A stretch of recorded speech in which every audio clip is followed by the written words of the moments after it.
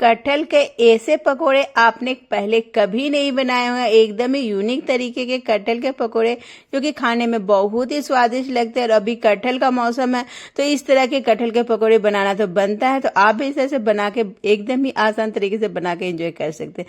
तो चलिए बनाना शुरू करते हैं। तो यहाँ पे मेरे घर से गाँव से कटहल आए हैं, तो एकदम ही ताजे कटहल हैं, एक दिन के मतलब पुराने हैं।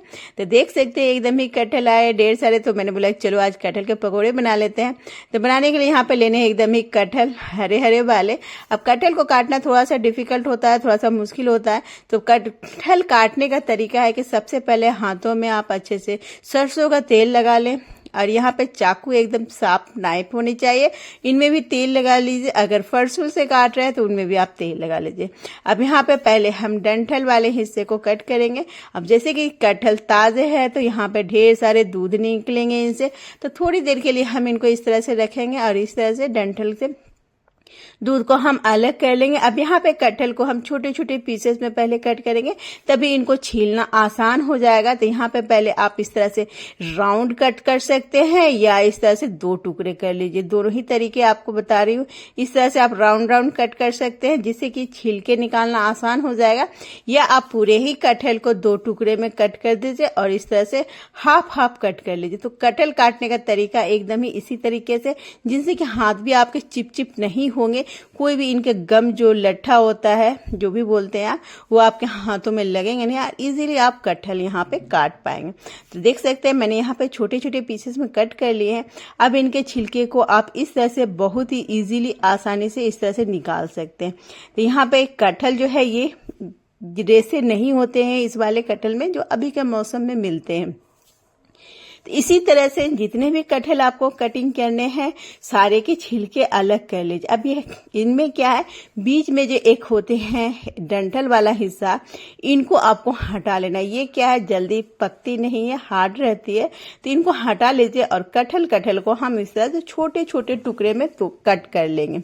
तो देख सकते हैं मैंने यहाँ पे सारे कटहल के बीच वाले जो डंठल वाला हिस्सा है उनको हटा लेंगे और कटहल को हम काट के तैयार कर लेंगे। तो यहाँ पे इसी तरह से सारे ही कटहल हमने कट कर लिए हैं और इनको हमें डाल देना है नमक के पानी में, या नींबू डाल सकते हैं जिनसे कि ये काले नहीं पड़ेंगे। पर अगर साथ के साथ आप बना रहे हैं तो आपको कुछ की जरूरत नहीं, सीधे सीधे नॉर्मल पानी में डालिए और इनको धो लीजिए। अब तेल लगा के कटिंग की हो तो यहाँ पे लट्ठे तो नहीं लगेंगे गम। छिलके को भी इस तरह से पेपर में रखिएगा। पेपर में क्या है, गम अच्छे से उनमें एब्जॉर्ब हो जाते हैं तो कहीं भी लगते नहीं है। तो यहाँ पे एक देख सकते हैं कटहल को मैंने धो लिया। अब इनको डाल देंगे हम कुकर में और इनमें हम डालेंगे आलू। तो ये पकोड़े बनाने के लिए कटहल डाल लेना है, आलू डाल लेना है और यहाँ पे डालेंगे नमक स्वाद के अनुसार, हल्का सा डालिएगा, आधा चम्मच के करीब, और पानी डाल देंगे इनमें जिनसे कि कटहल अच्छे से यहाँ पे डूब जाए। अब यहाँ पे कुकर को बंद करेंगे और यहाँ पे हाई फ्लेम में हमें कटहल को 2 विसल लगाने हैं।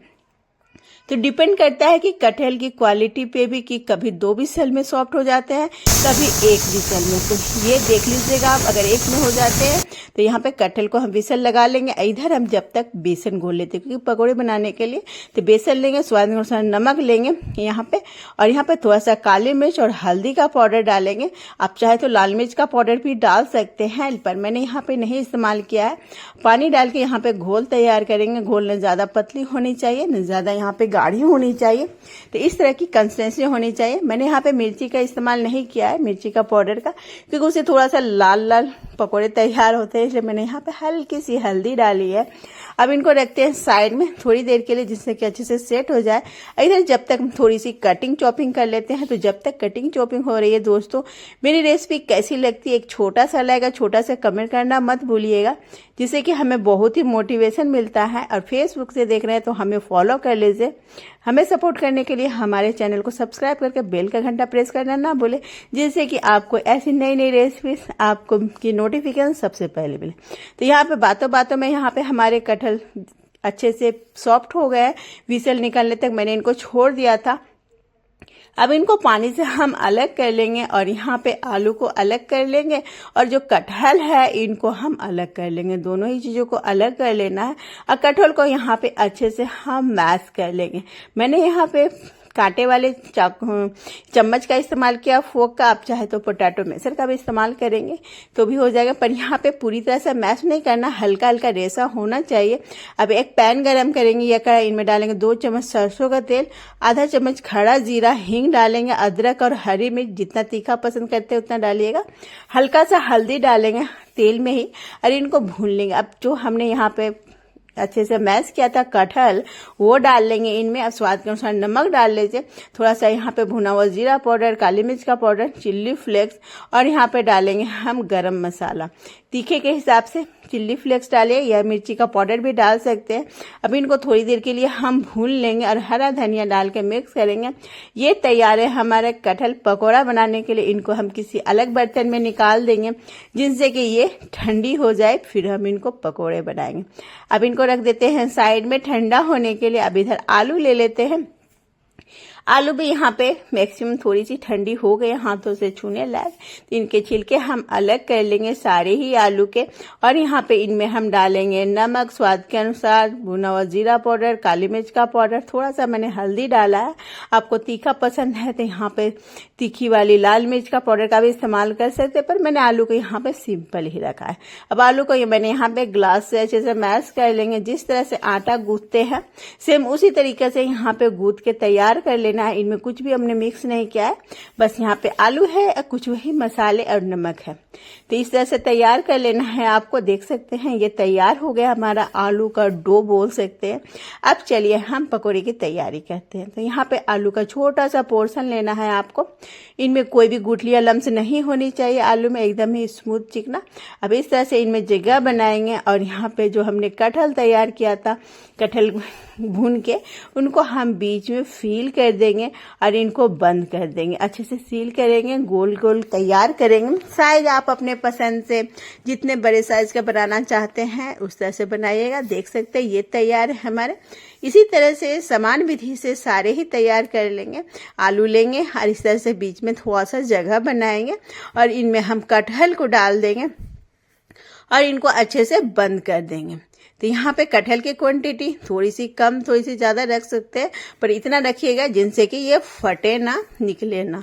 तो इस तरह से बंद कर देना है अच्छे से राउंड घुमाते हुए। और ये तैयार है, हमारे सारे ही गोले तैयार हो गए, पकौड़े तैयार है। अब इसी तरह से सारे तैयार। अब चलिए हम इनको फ्राई करने के लिए।